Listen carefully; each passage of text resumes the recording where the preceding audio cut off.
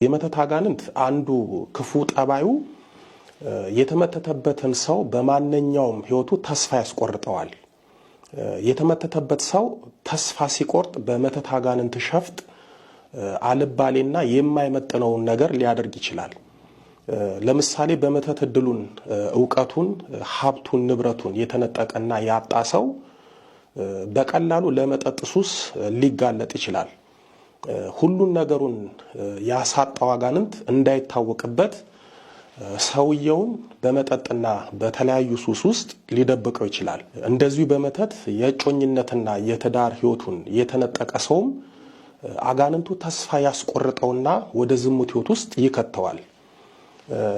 አንዲት በመተት የተያዘች ሴት ተስፋ በመቁረጥ ከዝሙት እስከ ሴተኛ አዳሪነት ልትደርስ ትችላለች። ውስጧ ያለው የገባው ብዙ ነገሯን የነጠቀው የመተት አጋንንት በዝሙት ህይወት በመዝፈቅ የርኩሰት መቀመቅ ውስጥ ሊከታት ይችላል።